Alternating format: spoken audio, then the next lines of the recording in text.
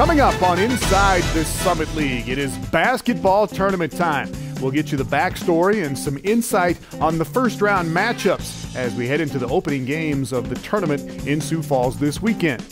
Ashley Luke will be there, and the Western Illinois star was honored recently as the Academic All-American of the Year in women's basketball. She is the first ever Summit League female athlete to earn that honor.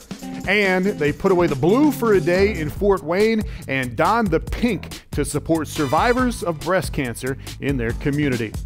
And welcome to the show. Those stories coming up in a bit, but we start with indoor track and field this week. And an incredible run of team titles continues for the women at North Dakota State University. The Bison hosted the Summer League Championships over the weekend, and NDSU broke two fairly long-standing Summit League records. They get one in the 4x400 meter relay, a time of 3:44.47 to break a record that had stood for 10 years. And in the mile run, a record that had stood for 17 years goes down. Aaron Teschuk of NDSU wins in a time of 4:41.28, and the Bison women win the indoor team title for the 8th straight season. That is a league record too.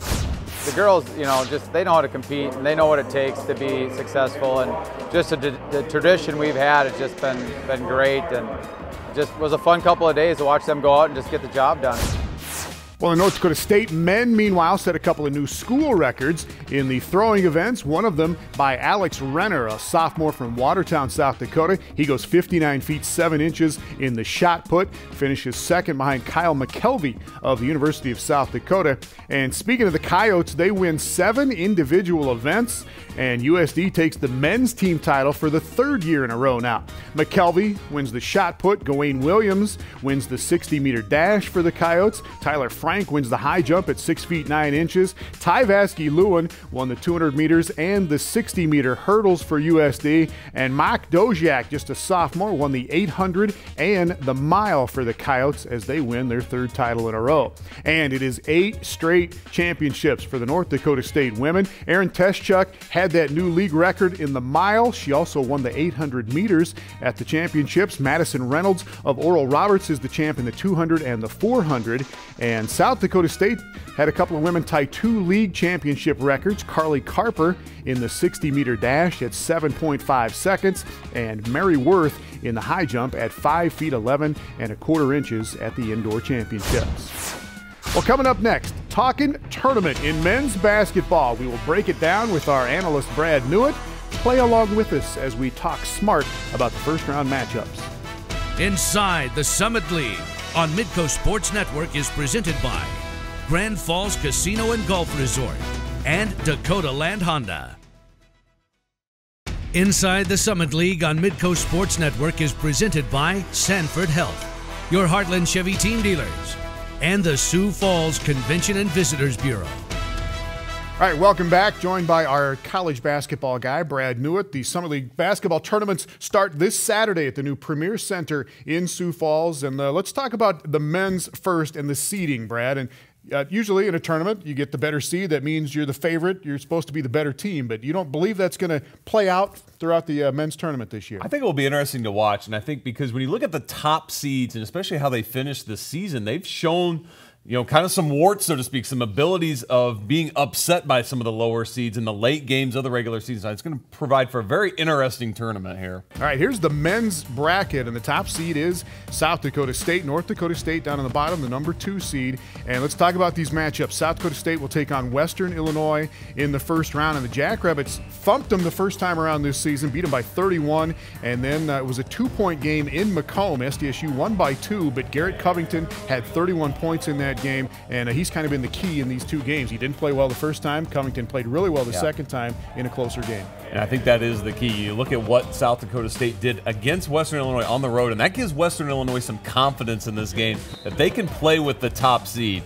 Very close game in Macomb, but like you said, Tom, Covington has to play well in order for them to be successful. Western Illinois has lost 8 straight games coming into the tournament. They've had some injuries. Tate Stensgaard's out. Mike McClusak's been out, and that's hurt them lately. It has hurt them lately. They don't have great depth at all, and so that's going to be the thing. And they're going to need to slow the game down, play a limited possession game against South Dakota State. All right, Jackrabbits and the Leathernecks in the first game, and then on the same side of that bracket is Fort Wayne and South Dakota. Very intriguing 4 versus 5 matchup here. USD won in Fort Wayne. Fort Wayne won in Vermilion on each other's home floor. It was a 2-point game in Fort Wayne, and then Fort Wayne won by 11 in Vermilion. Steve Forbes had 24 in the first game, 21 in the second game. He was really good in both ball games. He really was. USD did not have an answer for guarding Forbes inside, and so South Dakota's going to have to figure out a way. Can they slow Forbes down and try to get him bottled up and then do a good job scoring the basketball? That's something that USD really struggled with in that game in Vermilion. South Dakota's coming in, though, off a win over South Dakota State, the #1 seed. Just blew them out down in Vermilion, basically, in that last game of the regular season. Yeah, they rode a lot of momentum. Did not play well against Denver in the game before that, but then really turned things around. And they do have a lot of momentum coming into this tournament. I think it'll be very interesting to watch how the Coyotes play in Sioux Falls.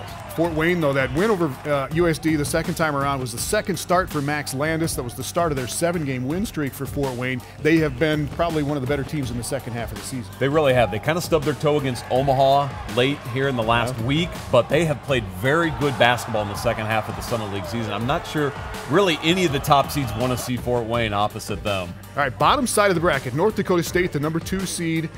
They won 2 overtime games against Denver.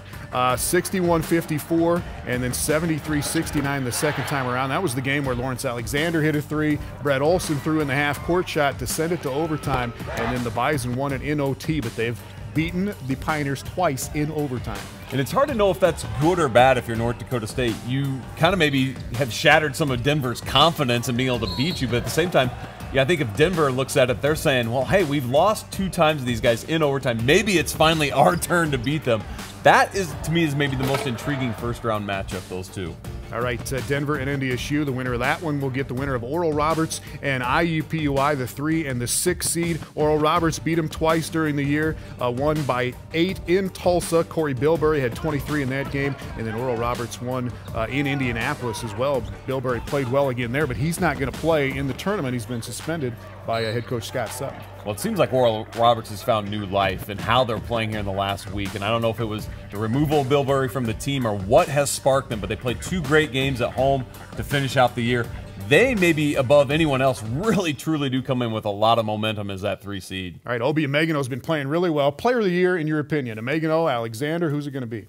I think Lawrence Alexander, just what he has meant to the team up at North Dakota State, and as much as the ball is in his hands, they so much depend on him to create shots for others and score at the same time. All right, men's tournament getting underway on Saturday. So does the women's Summit League tournament. We'll talk about the women's bracket when we come back here on Inside the Summit League. Inside the Summit League on Midco Sports Network is presented by Grand Falls Casino and Golf Resort and Dakota Land Honda.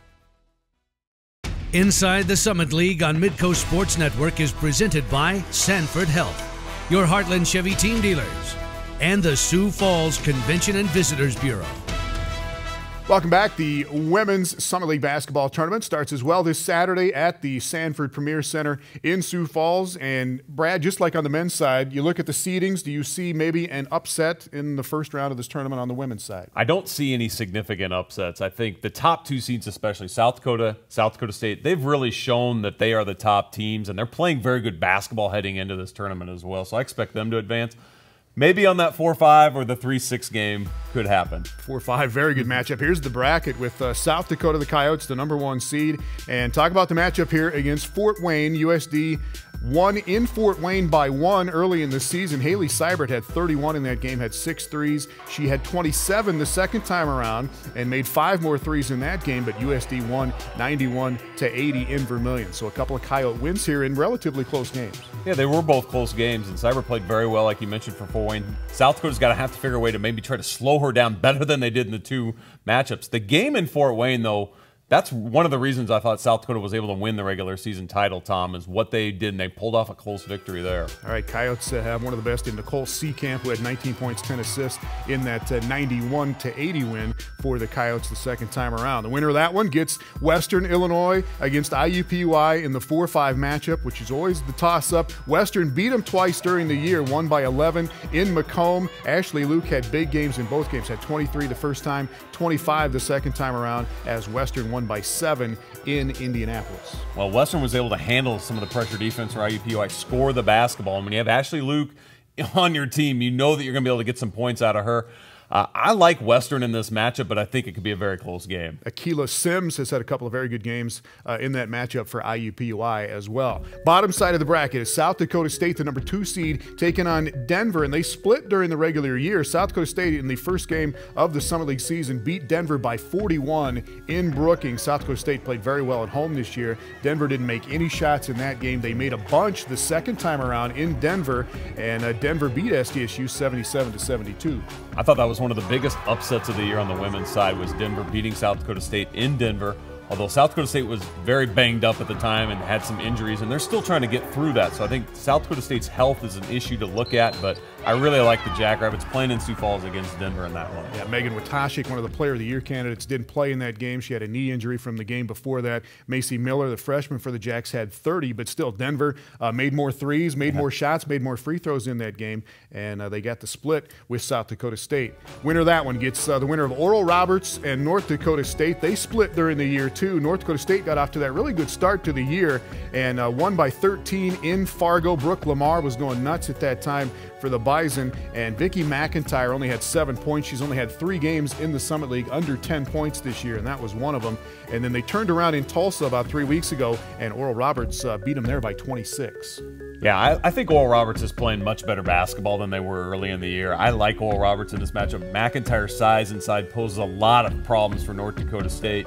And Brooke Lamar is a player that's had to carry that team most of the year. She's going to have to do it if they're going to win this game. McIntyre had 13 points, 18 rebounds in that second game. Dorothea Bala had 18, a little supporting cast for McIntyre as they get the split with North Dakota State. So Omaha, we will see you next year. Omaha is eligible for the tournament starting next season, and that means we'll have 9 teams in the Summit League, and still don't know yet what the scenario is going to be, if only 8 will qualify for the Summit League tournament or if there will be an 8-9 play-in game to get to the tournament. What do you think? I think it's great if every team gets to go to the tournament. I mean, that's kind of a thing that all the teams can play for and point to.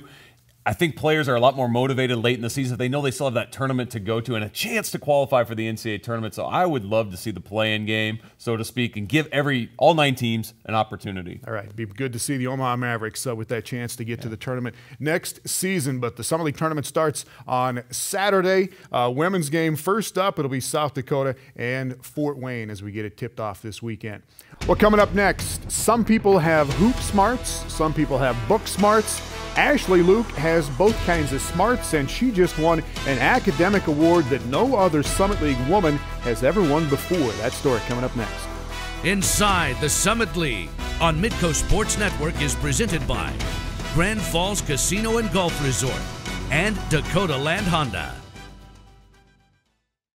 Inside the Summit League on Midco Sports Network is presented by Sanford Health, your Heartland Chevy team dealers, and the Sioux Falls Convention and Visitors Bureau.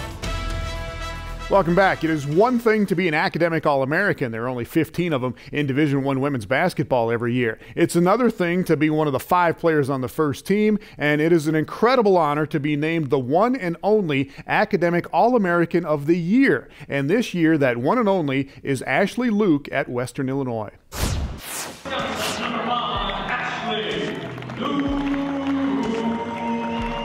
Scale of 1 to 10, how surprised were you when you got the news? 15, because I had absolutely no idea that that this award was even a possibility for me. I mean, last year I wasn't on first team, and that was kind of my goal this year. Okay, maybe I'll get first team, but to be the academic All-American Player of the Year, it's just crazy to me. I can't believe that's real, and I feel so honored. I really can't. I guess I'm just in kind of a state of disbelief right now. When you hear about other people that have won this award, like Candace Parker and Lena Deladon, just to be even in the same category as some of those great players is just mind-blowing. I think that's very nice of people to say. I think I just try to give it my all, no matter where I am. Just try to use all the abilities that God's given me to glorify Him, and why not use my abilities to their utmost.